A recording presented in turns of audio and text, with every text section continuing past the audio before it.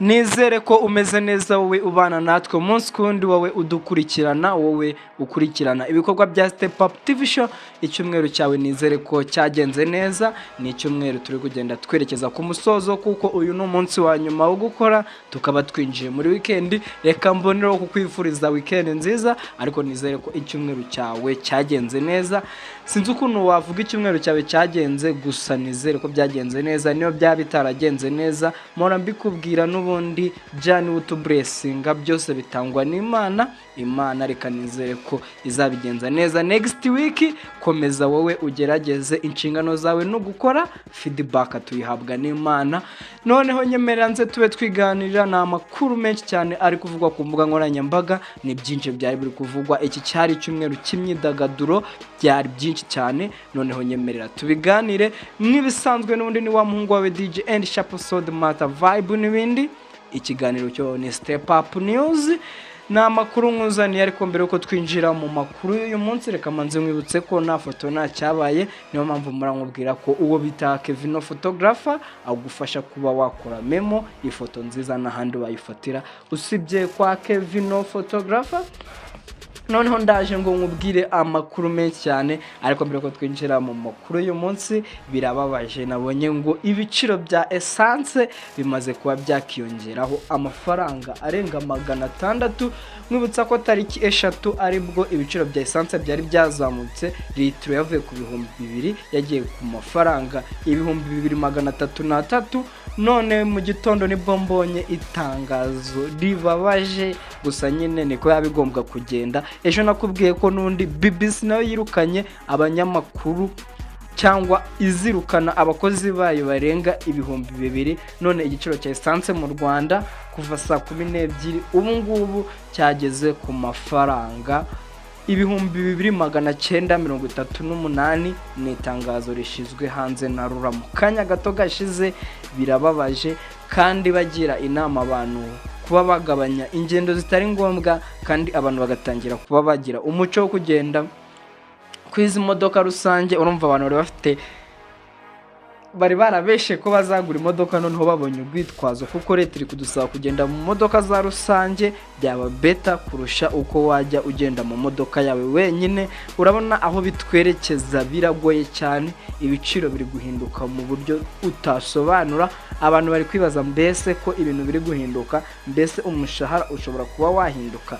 Byo biragoye cyane. Noneho nyemerera mwinjize mu makuru y'uyu munsi. Nkuzaniye amakuru menshi cyane, ndaza kwa nkubwira ko bita DJ Ira nkubwira ko amaze umwaka abaye umunyarwandakazi ubwo yahabwaga ubwenegihugu n'umukuru w'igihugu, ariko abarundi bakomeje kuba bamwataka bamubwira amagambo mabi. Gusa DJ Ira nawe ntiyaboroheye, yababwiye ati DJ Ira mwamenye kubera u Rwanda, akazi nkora nagatangiriye mu Rwanda.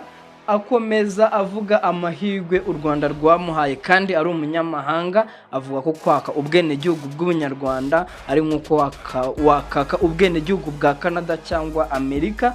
Yumva ko we nta kibi yakoze. Byose ndaza kuba mbikubwira kubera iki DJ Ira akomeje kuba yakatakwa n'abarundi. Ndaza kuba nkubwira uwo bita Navio, uyu we ni umuraperi, ariko mbere yuko nkubwira ku uyu muraperi ndaza nundi kukubwira uwo bita Scenario, nawe akomeje kuba arwaye cyane bikabije. Ejo bundi nibwo hasohotse video nagize ubwoba nkubwira yuko n'uwo bita The Ben arembeye mu bitaro. Ndaza kuba nkubwira ko uwo bita Kevin Kade yongeye kwerekana ko noneho Kevin Kade sama yose ayigize iye, agiye gukora ibitaramo byinshi cyane. N'uyu munsi afite igitaramo ari buze kuba yakura mu gihugu cya Uganda muri grand opening. Afite ibitaramo azakorera ku mugabane w'i Burayi, icyo azakorera mu Budage aho bita Hanover. Ni ibitaramo byinshi cyane azaba akora. Ndaje tube tuganira ko bita Kevin Kade. Nkuko nari nabikubwiye, ndaza kwamubwira ko uwo bita Kanye West abinyujije ku rubuga rwe rwa X yavuze ko igitaramo yari afite mu Bufaransa kitazaba ukundi. Ndaza kuba nkubwira yuko uwo bita Rihanna yongeye kwerekana ko ayoboye. Rihanna akaba yujuje indirimbo zirenga 200,000 zahawe zanditswe cyangwa zemewe niyo bita Recording Industry Association of America. Uyu nguyu Rihanna amaze imyaka 10 adasohora album, ariko nundi akomeje gukora indirimbo umunsi kundi. Nkubwira ko umuntu wa mbere ni Drake, wa kabiri ni Morgan, Rihanna akaba ari wakurikiyeho, ariko mu bari n'abategarugori n'uwa mbere. N'ibindi byinshi ndaza kwa nkubwira ko bitabushari ari mu gihe Karica ubwo arimo aganira na Rigani na Faustinho, yavuze byinshi kuri mama we, byose ndaza kuba mbikubwira. Reka nkubwire ngo stay tuned, guma imbere ya screen yawe. None reka maze ngushiremo umuterankunga, bamwita Kevin photographer, nomwe mu baphotographer bakomeye kandi bakorera mu gihugu cyose cy'u Rwanda. Wowe umukeneye wamuhamagara cyangwa ukamwandikira, nyarukira ku mbuga nkoranyambaga aho ugeze hose urandikamo Kevin photographer. Cyane cyane abantu bagiye bagira ibirori, yaba binini yaba bitoya, mu mugane na foto na cyabaye mora mbikubwira ndinda ibintu byo kumbwira ngo wakoze igitaramo, wakoze ibiki, na foto nzi muri kutwereka. None abantu bagira anniversaire bati ngo man ngiyo nagize anniversaire ni mu posting. Turaposting iki se man? Turaposting ifoto neza wagira ngo habaye iki nashatse kuvuga. Wapi, shaka ifoto na cyabaye. Kevin photographer ngo turamubona gute? Ku buhanga bw'ibyuma batuzamurire Kevin photographer.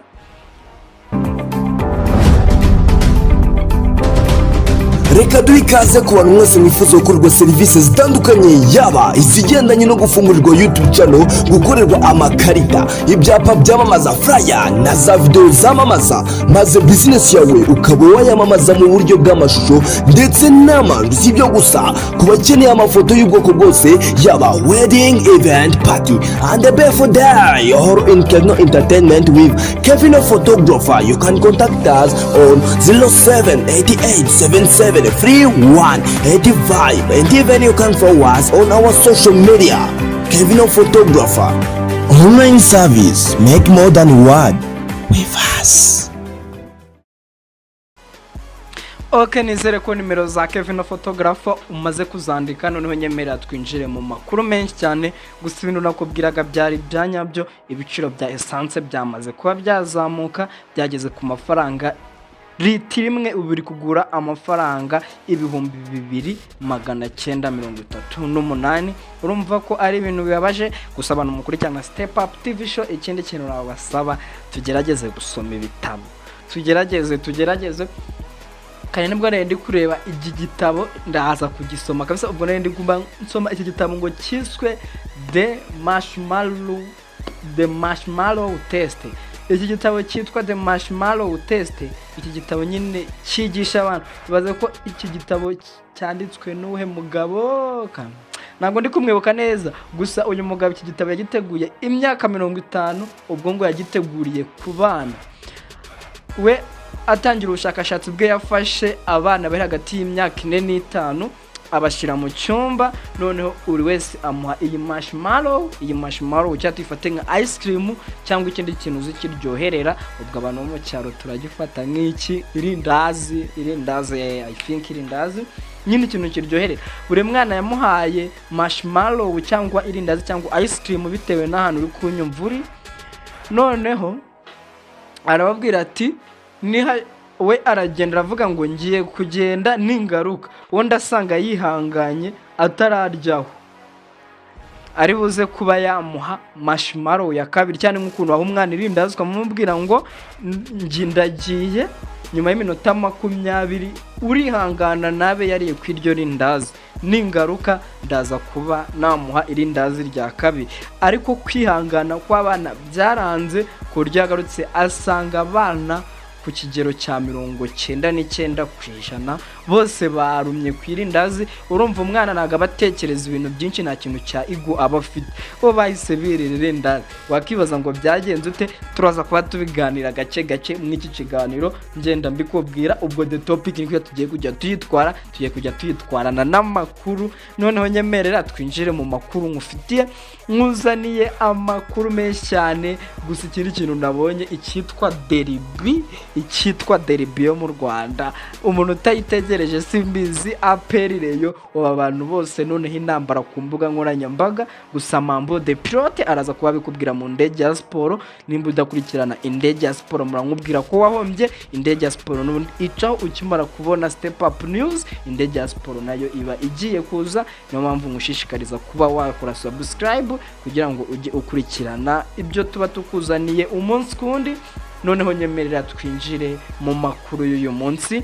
Bamwita DJ Ira, uyu nguyu uzwi nka DJ Ira, bamwita amazina ye ubundi Iradukunda Grace Divine. Uyu nguyu avuka mu gihugu cy'u Burundi, gusa tariki 15 nimba nibuka neza nibwo yatse ubwenegihugu umukuru w'igihugu cy'u Rwanda Paul Kagame, amusaba ko yaba umunyarwandakazi. Barabimwemereye.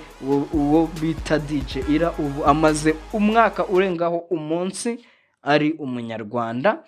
Ariko kubera iki nje ngo tubiganireho kandi ejo narabikubwiye, abinyujije ku rubuga rwa Instagram yavuze ko Abarundi cyangwa abo mu gihugu cy'u Burundi bakomeje kuba bamubwira amagambo mabi, yibaza nimba ikibazo ari ukwaka ubwenegihugu nyarwanda. Yavuze ngo DJ Ira mwamenye kubera u Rwanda, akazi nkora na byose, akazi nkora nagatangiriye mu Rwanda, nahawe amahirwe kandi narindi umunyamahanga. Bamwemerera kuba yakora. Biziko DJ Ira atangira n'ubundi umwuga we w'ubu DJ yawutangiriye mu Rwanda kugeza na n'ubu. N'umwe mu ba DJ bakuze bagakomera cyane. Mwibutsa ko n'ubundi aherutse kuba yakora igitaramo cy'amateka, aho yongeye kwerekana ko ari umwe mu ba DJ bakomeye. Igitaramo yakoreye hano muri BK Arena kwa Doja Cat muri Global Citizen. None DJ Ira Abarundi kuki bakomeje kumwataka? Abarundi ntago babumva ukuntu umuntu nyine nawe uri kumva ibihugu bibiri babisa nkaho bihanganye, ukuntu kumva umuturage wanyu ari proud cyane yo kuba mu kindi gihugu, usibye ko nyine Uburundi bwemera ko umuntu yagira ubwenegihugu bubiri. Sinzi impamvu abantu bari kubitindaho. Gusa uwitwa DJ Ira yavuze ko gusa ubwenegihugu bw'u Rwanda bingana nk'uko wakaka ubwenegihugu muri Amerika cyangwa Canada, ahantu abantu benshi murota ubwenegihugu bwabyo bw'ibyo bihugu. Reka tubwire DJ Ira ngo komeza ukomere, kuba umunyarwanda ntago ari ikintu kibi cyagutandukanya nabo muvukana cyangwa barumuna bawe cyangwa abandi bo mu muryango wanyu mu Burundi. Gusa bubahe icyemezo cyawe, bubahe kuba wishimiye kuba uri umunyarwanda, bubahe icyifuzo cyawe wagize cyo kuba wahitamo kwitwa umunyarwanda. Noneho nyemerera dukomeze kuba bita MC Nario Niyorohewe, kuko MC Nario ejo nibwo hagaragaye video ye ko arwariye mu bitaro.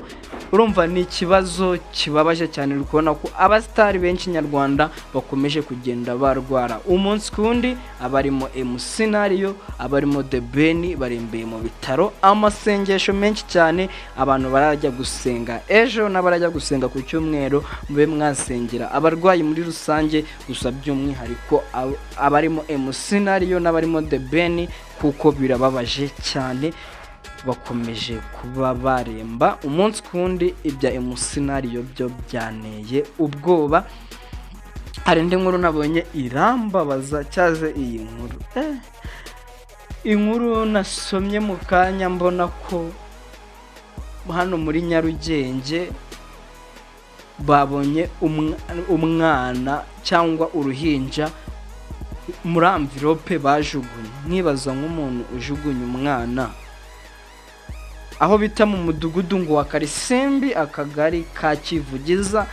Amakuru dukesha BTN TV nuko babonye envelope irimo umwana yamaze kwitaba Imana.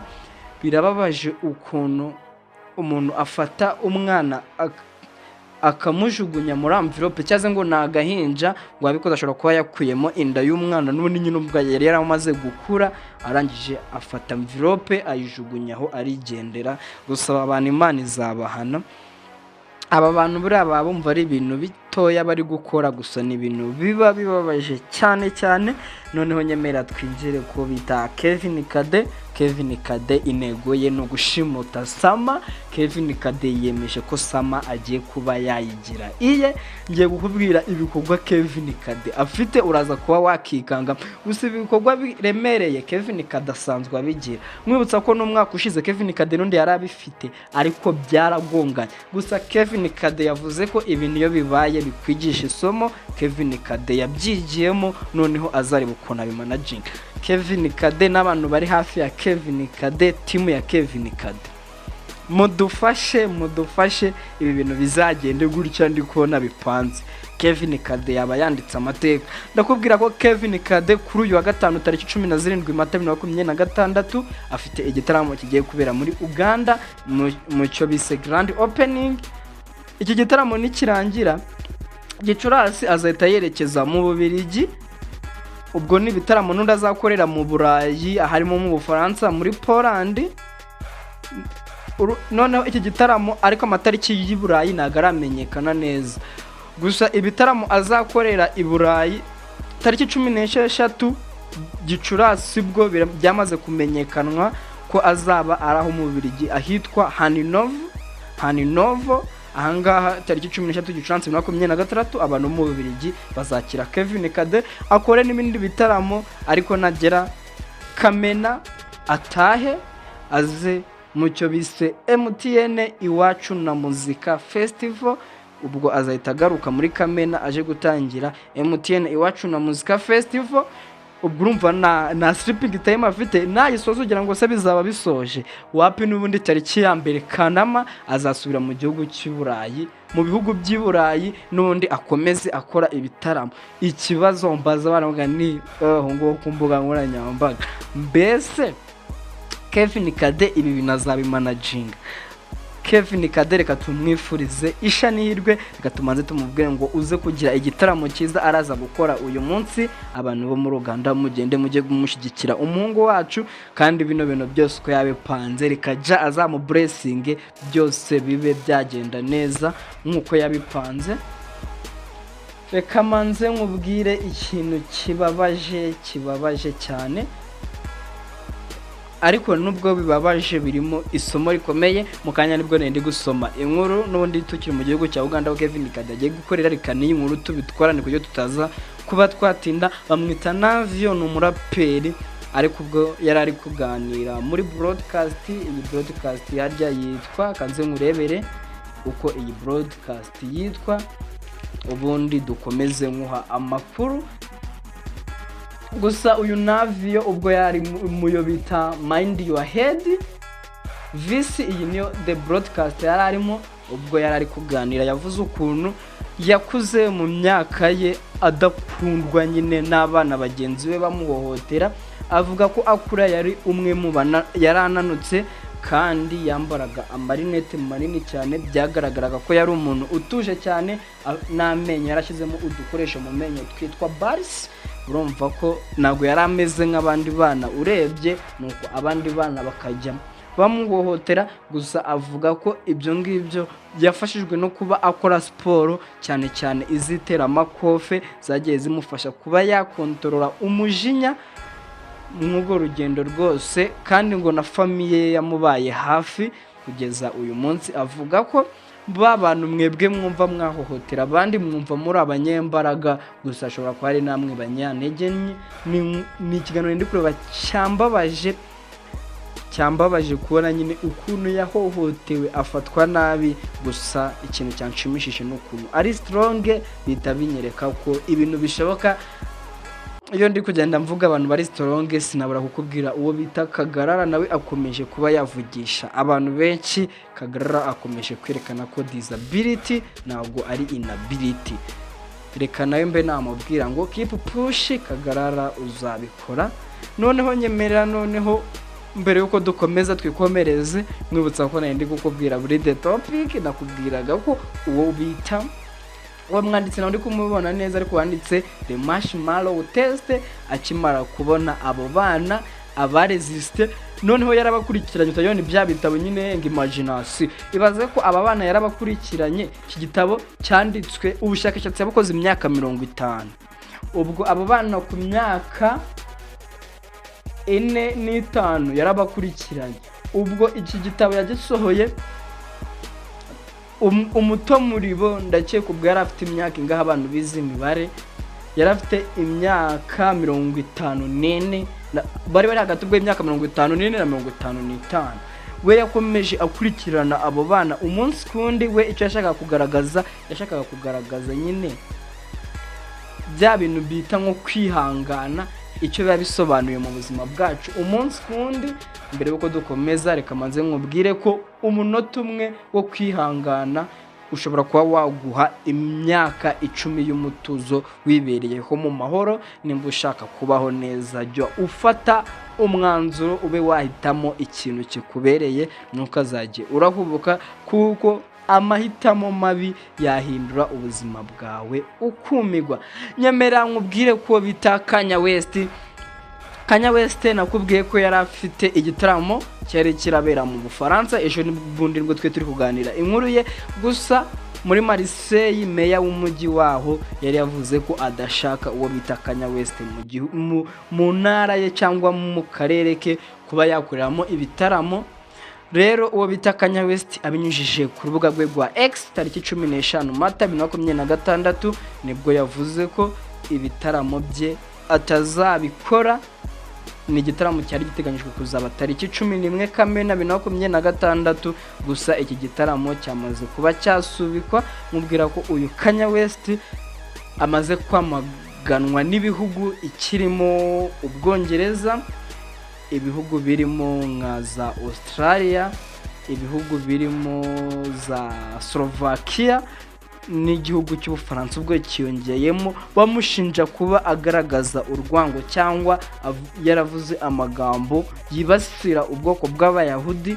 None uyu nguyu Kanye West ibitaramo bye bikaba byahagaze. Nubwo ibitaramo bye byahagaze, ifinini ahora ari ifinini. Mwibutsa ko mu Bwongereza ubwo bahagarikaga igitaramo cye bamuhagaritse kuba yajyayo. Icyo gitaramo byarangiye Wireless Festival itabaye burundu kubera kwangira uwo bita Kanye West kuba yahagera. Noneho nyemerera nagutinda mbe nkubwira ko uyu Kanye West n'ubundi yaraherutse gukora igitaramo muri Los Angeles muri Surf Stadium. Iki ni igitaramo yakoze tariki ya mbere na tariki 3 Mata 2026, ariko n'ubundi nubwo yabujijwe kuba yakora ibitaramo mw'ibi bihugu, nundi afite ibitaramo icyazakora mu Buhinde, mu Buholandi no mu Butaliyani. Nubundi akomeje gukora. Gusa amagambo ye cyangwa urwango agaragariza abanya-Australia, mambe Abaholandi, Abayahudi ntabwo rwihanganiwe. Bikaba byatumye igitaramo cyari kirabera mu Bufaransa kiba kitaba. Urumva nabisenja hanze nundi reka nkomerezeyo. N'ubundi ndumva narangije kuba nakugeza, ngiye kukubwira iyi nkuru. Ariko mbere yuko nyikubwira, reka manze nkubwire ko uwo bita Bushari ari kuganira na Rigani na Faustinho. Bari barimo baganira. Gusa yavuze ukuntu mama we yararwaye diabete, avuga buryo ki mama yarwaye diabete igihe nyine Bushari arimo akishakisha nyine ari kuzamuka. Avuga ko bashutinga ni mwerwe bwe uwo bita mama we yararwaye mu bitaro bikomeye cyane, akaba yaraje no kuba yakitaba Imana. Gushaka tubwire Bushari ngo komeza ukomere. Mwibutsa ko Bushari n'umwe mu bahanzi umunsi ku wundi berekanye ko ku rubyiniro ari abambere, vibe n'abambere, agenda akora umunsi ku wundi. Reka tumwifurize urugendo rwiza. Nubwo yahuye n'ibibi byinshi byamukomerekeje, bibaho niko isi imeze. Gusa yihangane nta kundi byagenda. Noneho reka nkubwire iyi nkuru. Bamwita Fera Anikurapokuti, Fera Anikurapokuti, ariko abantu benshi mu muzi nka Fera Kuti. Uyu nguyu ni umwe mu banya-Nigeria baciye imaka cyangwa bakomeje kuba bakora byinshi bitungura abantu. Noneho uribaza ngo yakoze iki? Ku mugoroba tariki 13 Mata 2026 abantu bakurikirana American Idol nibwo batangaje ko uyu witwa Fera Kuti azashirwa cyangwa ifoto ye izashirwa ku gikuta cya Rock Hall of Fame. Iyi ni inyubako ijyaho abanyabigwi uyu niwe munyafurika wenyine ubikoze utagira ngo ni ibintu bisanzwe.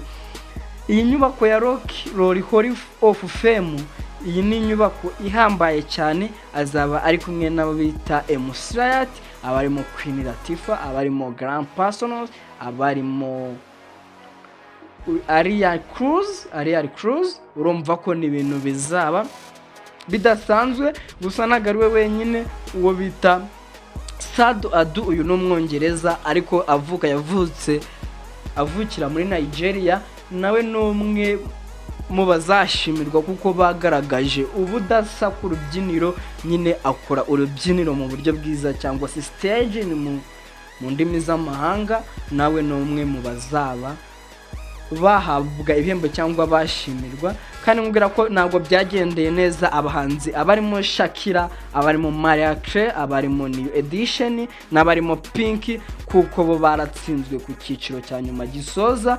Ushobora kuba bino bintu utari kubyumva neza, gusa aba bantu batorwa n'abantu barenga 200,000 b'inzobere, nibo bafata umwanzuro w'ukuntu bizaba bigenda ku bantu bazitabira cyangwa bazaba bashyirwa ku inzu ya Rock Hall of Fame. Ni inzu iba ibitse amateka y'abastari bagiye batandukanye. Mwibutsa ko iki ni igitaramo kizaba tariki 14 Ugushyingo 2026, kikaba kizabera aho bita i Los Angeles muri Peace Corps Theater. Iyi ni inzu nayo ikomeye cyane mu kwakira ibitaramo. Ubwo muri Amerika bazaba bakira uyu munyafurika wacu w'umunyanigeria bamwita Fela Kuti. Kandi mwibutsa ko n'ubundi uyu nguyu ari mu bayoboye, nimba utanamuzi, niwe watwaye Lifetime Achievement muri Grammy Award nk'umunyafurika nyine, n'ubundi wayoboye abandi mu cyo bise Lifetime Achievement Grammy Award, niwe uheruka kuba wayitwara. Urumva ko n'umwe mu bakomeye umunsi kundi. Gusa mbere yuko dukomeza tukiri mu gihugu cya Amerika, reka tubwire uwo bita Prophet Ernest, n'umwe mu bavuga butumwa bagenda bakwirakwiza ubutumwa umunsi kundi. Ubwo yaramaze kuba azenguruka i Burayi, ubu ngubu yabaye yashitse muri Leta Zunze Ubumwe za Amerika, aho yamanje yaca mu gihugu cya Canada gusohoza abariyo.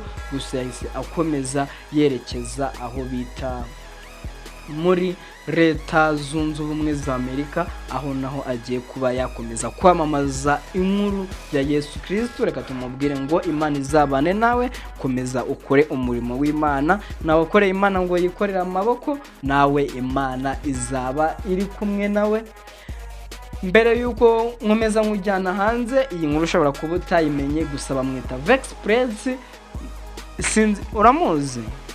Ntabwo muzi, niriserukira rusange ubwiye nkuru kwikubwira mu kiganiro gikurikira. Nzaza mukubwire neza, gusa mu mugende mu musure mwe mwareba indirimbo ze. Icyo nakubwira nuko yitabiriye iyitwa Massa Africa, iri kubera mu gihugu cya Cote d'Ivoire. Ejo yari afite stage, uyu munsi afite stage. Akigerayo iya Abuja yahise ajya gukora sound check nk'ibisanzwe. Tariki 13 ndakubwira ko yari afite igitaramo cyabereye Yeramas, aho ahangaha Yeramas yakoreye igitaramo cyatangiye saa 2:30 gisoza saa 3:30. Iki gitaramo cyari cyiza cyane. Gusa n'uyu munsi afite igitaramo kiraza kubera ahitwa Paris de la Culture Salle Ruf Francis. Narabwiye ngo twige igifaransa, kanongera nkasome numve ko ndaza kubishora nyine igifaransa. Like Paris de la Culture Salle Ruf Francis. Iyi ni sale yakira abantu barenga 1500. Uwo bita Vex Prince yagiyeyo ahagarariye u Rwanda. Iyi Mass Africa reka nyigusobanure mu magambo make. Iyi ngiyi ireba abahanzi cyane cyane bareba ku bato bafite ubushobozi kandi bagaragaza impano idasanzwe, akaba aribo bayitabira. Uyu Vex Prince ahagarariye u Rwanda, reka tumwifurize kuba yabikora neza. Niyo bise Massa Africa, iri kubera mu gihugu cya Cote d'Ivoire. Noneho nyemerera tujye kuwo bitari hana, ariko tutarakomeza nibo mwibwirira icyo bita kwihangana buriya mu buzima. kwihangana nicyo kintu wakiga, kuko hari igihe ushobora gukora guhubuka umunota umwe ukaba wabura byinshi, ariko iyo wihanganye uba wagera kuri byinshi. Bavuga ko kwihangana ni bimwe cyangwa ni nk'urufunguzo rwo gutsinda mu buzima, kuko gutsinda bisaba kwihangana. Nimba ufite impano, icyo waba ufite cyose bigusaba kwihangana no gutegereza, naho nuhubuka bizarangira ubuze byinshi. Nkubwira ko ubu bushakashatsi bwakozwe n'uyu mwanditsi wanditse iki gitabo cya The Marshmallow Test, avuga ko babana baretse kurya irindazi cyangwa marshmallow cyangwa ice cream bakihangana bagategereza, nibo bamwe mu bana babaye indashyikirwa, cyangwa aba bana twavuga ko biswe abatsinzi, kuko nyine barakize, ariko babandi bihutiye kurya byarangiye ubuzima bwabo bubaye bubi. Urumva ko n'abantu bahubukaga cyangwa batatekerezaga ku hazaza future ngo bategereze, byarangiye bamwe ari abakene babuze ubwenge mu ishuri. Ubushakashatsi ntabwo ari ibintu byo kubeshya we yarabategereje, ubushakashatsi buri in fact nubwo byagaragaye ko abo bana bari bafite kwihangana ari bato babaye successful mu buryo utakumva. Mpamvu mbwira umubyeyi udukurikiye, nimba hari ikintu watoza umwana wawe akiri muto, wamutoza icyo bita kwihangana, kandi harimo kwihangana no kwigomwa biragendana. Nyemerera nkubwire noneho ko bita Rihanna yongeye guca impaka. Ni umuhanzikazi w'umunyamerika, aho yujuje indirimbo zirenga 200,000 mu cyo bise Recording Industry Association of America. Ndabizi aka kantu ushobora kuba ugenda ukabona, kandi nkubitsa ko Rihanna amaze imyaka 10 adasohora album, ariko ahise akora agahigo ko kuzuza izi ndirimbo 200,000 mu cyo bise Recording Industry Association of America. Nkubwira ko uyoboye abandi muri rusange bamwita Drake nawe bose ariko bari muri 200,000. Urumva ko yaragerageje we, kandi n'umwari nyine n'umugore. Drake niwe wa mbere, hagakurikiraho Morgan, nyuma ya Morgan hahita hazaho uwo bita Rihanna. Ngenda nkuzanira inkuru nyinshi zo hanze, navuga ngo ibintu byo mu Rwanda n'amatiku n'ibiki, ariko ngenda nkuzanira kugira ngo ugende umenya n'inkuru zo hanze. Abantu benshi ntabwo bashaka kumenya mbese inkuru zo hanze z'iminota, kandi murabizi ko abo hanze nibo baratuzana entertainment, nibo baba barabizanye byose. Niyo mpamvu muri Step Up News uzajya ukunda kumva inkuru tugenda tukuvangiramo, yaba hanze y'igihugu yaba mu gihugu, byose uzajya ugenda ubyumva. Gusa nkubutsa ko n'undi amafoto meza n'ahandi afatirwa usibye kuwo bita Kevino photographer. Nimba ukeneye amafoto meza n'ahandi wayafatira usibye kwa Kevino photographer. Nyemera inkuru tuyiganireho gato nubwo tudashaka kwitindaho. Ni inkuru yo bita Kasuku amepangu bikomeje kuba byafata indi ntera umunsi kundi. Nabonye live bakoze ku mugoroba, abarimo Godfather Dumba na Kasuku amepangu. Ni live sinzi ikintu abantu bakunda gutinda, gusa ni live navuga ko itari nziza, kuko ya live uwo bita Kasuku n'ubundi yongeye kugaragara yibasira mama Uwagasabo cyangwa se Mutesi Scovia, akoresha amagambo atari meza cyane. Gusa mwiyo live nibwo Kasuku yagaragaje ngo ukuntu bamukubise. Kasuku amepangu gusa uwitwa Bosco Empire, mbere yuko mvuga uwitwa Bosco Empire, abantu mukurikirana ama live ni muzashwe, kuko kuri live ya nimugoroba nibwo uwo bita Godfather yazanye video ya The Ben bagiye gusura ku rwibutso. Bakoreshaga amagambo mabi cyane, kuko bagaragaje ukuntu The Ben yari yagumye mu modoka, none asohoka mu modoka. None The Ben ubwo yasohokaga mu modoka asa nk'uwatinzeho, ariko Godfather we yivugiye ati impamvu The Ben, cyangwa avuga ko The Ben impamvu yatinze mu modoka ariko yari ategereje ngo kamera n'itangazamakuru. Urumva icyo kintu? Kandi niyo video igaragaza ko yatinze mu modoka hari ari kamera, kuki satari gusohoka. Aba bajene nubwo nyine barenze, gusa rimwe na rimwe hari ibintu bavuga ukumva ni no sense. None bahita bavuga ngo The Ben ngo ahita hitamo kwirwaza ajya mu bitaro. nta n'ikindi kintu narenzaho. Gusa uwita Bosco Empire yaburiraga Kasuku amubwira ngo irumva cyaza ibintu biba nibaza ukuntu umuntu amenya ko bazica undi bikancanga. uwo bita Bosco Empire yabaye yavuga ko uwo bita Badrama agiye kuba yapfa. Noneho bino bintu byabaye kuri Kasuku amubwira ko ari ibintu byapanzwe kugira ngo umurambo wa Badrama bazabone uwo bawegekaho. Ariko kubwira Kasuku ngo ubwo bugambo bawigambisha ngo ufite ubasore bawe n'ibiki, yamubwiraga ati ibi bintu ushobora kuba uri kubivuga gutya, ariko ejo bundi ngo Badrama napfa umurambo uzakujyaho n'ubu bugambo bigutangaza, sinzi ahantu uzaba wabicike. Gusa sinzi factor baba bafite bano bajene banje bo kumbuga nkoranyambaga. Gusa witwa Bosco Empire yavuze ko Badrama agiye kuba yapfa byanga byakunda. Ubwo dutegereze tuzaba tureba, ntawamenya, nta nkuru ivugira ubusa ku musozi. Reka mbifurize weekend nziza, uwa gatanu mwiza kabisa. Cyazo uwa gatanu n'umunsi nyine abantu benshi baba bameze nkaho bageze muri weekend, usibye abanyeshuri gusa. Mbonereho nifurize n'abajene banje, abanyeshuri badukurikirana umunsi kundi, muzagire amasomo meza kuko ndakeka ingendo zibasubiza ku ishuri zatangiye.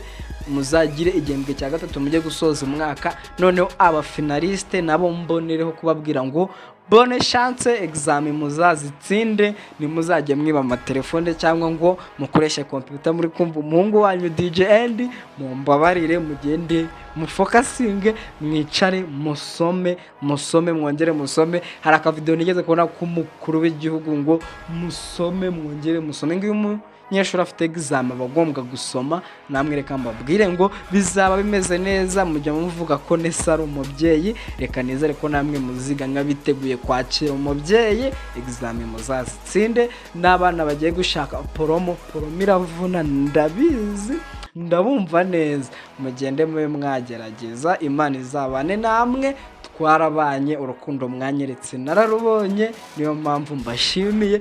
Gusa nimugera ku ishuri nimuzongere kunyandikira, mumbabarire nimba turi n'inshuti ariko ukabizi ko uri umunyeshuri. Nugera ku ishuri nzihangane, basi uzajya unyandikira kuri visite gusa ndebe ko ari n'akantu nakuremera kuko gake nyemerera dusoze ikiganiro cyacu cy'uyu munsi. Gusa abantu baraza kujya gutangira isabato cyangwa abantu bazasenga ejo, katubabwire ngo isabato nziza. Namwe mudukurikira muri mwambwira ngo isabato nziza, mumubwire ko Imana ibane nanjye. Reka nanjye mbonereho kubwira abandi badivantiste ngo happy Sabbath. Isabato reka ize kuba yagenda neza. N'abazajya gusenga ku cyumweru reka mbonereho kubabwira ngo icyumweru cyiza, usibye ko n'ubundi nzaba nabakoreye ikiganiro kizacaho ku isabato nimugoroba. Reka mbasezereho mbabwira ngo Imana ibane namwe kandi ja akomeze abashyire mu byo mukora byose. Murambikubwira kuri wowe ubyita bito, ariko kuri twe bihindura ubuzima. Kwa barakanze subscribe kuri ashobora kuba ari akantu gato, ariko kuri twe bisobanuye byinshi. Abisi bazaza bihiye, ariko wowe turi kumwe umunsi kundi. Muramubwira ngo respect kuri wowe. Nari ndimo nkubwira ko iki gitabo cyiswe The Marshmallow Test ugiye kugisoma uraza kuba wafata umwanzuro ko ubuzima bwawe bwagakwiye kugenda.